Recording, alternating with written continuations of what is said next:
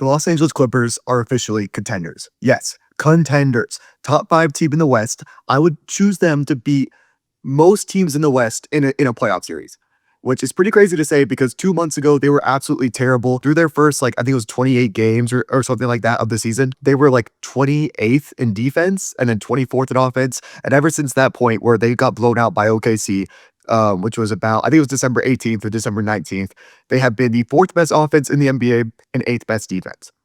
And when I say contender, I also mean, what does it mean to be a contender? Well, you need a number one guy.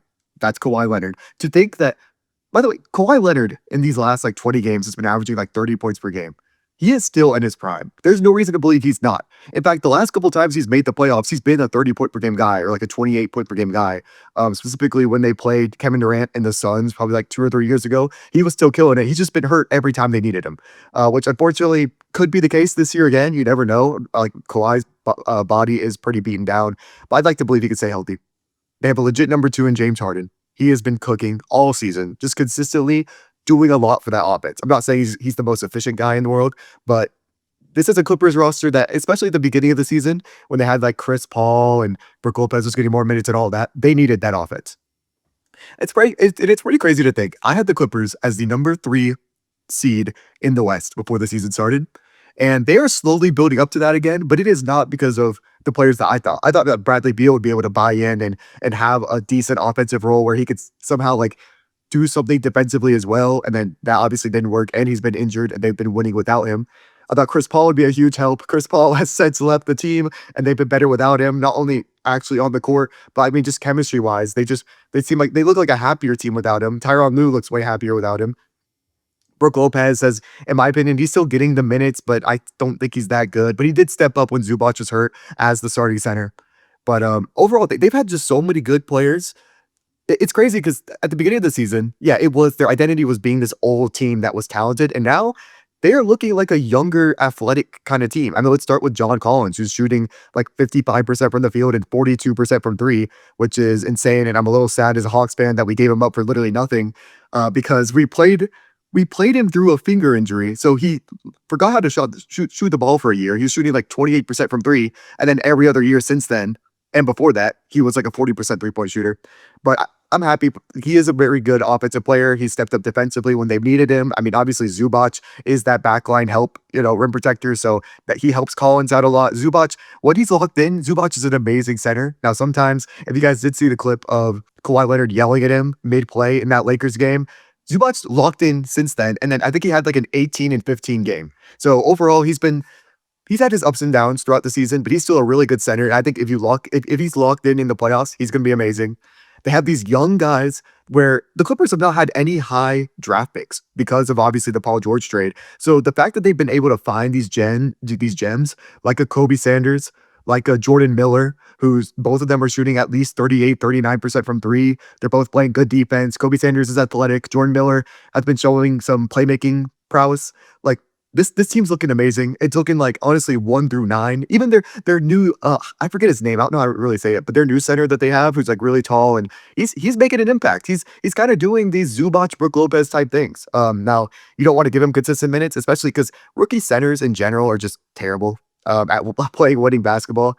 Besides like Derek Lively in recent history, I just can't think of many, and obviously Wemby, like guys like that, I can't think of many that had actual winning impact. So he shouldn't get minutes, but he's been looking good. Chris Dunn has been looking better as of late offensively. And overall, Tyronn Lue in a recent press conference was asked, what are some expected moves the Clippers can make during the deadline? And Tyronn Lue said nearly nothing. Like, this team is on a roll. I think they are like 15 and 3 in their last 18 games. There's no reason to change anything. And yeah, I seriously do think this team is a contender. I think they can easily beat a team like the Timberwolves in a playoff series. They could beat a team like the Rockets in a playoff series. They can beat, like any team outside of like maybe OKC. And then OKC, I mean, matchup-wise, Zubac should be able to really use his strength against Chet. But even then, OKC is just the better team overall. But there's a world where Kawhi Leonard's just unguardable. And I mean, when you have him on your team, Kawhi's been playing like a top 10 player in the NBA, which is crazy because no one expected that. Like I said, if the Clippers were going to be really good this season, everyone was expecting it to be because of a Chris Paul and his locker room impact, which we could talk about that being overrated now because everyone seemed to not like Chris Paul. And of course, like the young guys, or just any Clippers player, they're gonna fight against this, and they're gonna say, "No, Chris Paul did nothing wrong to me."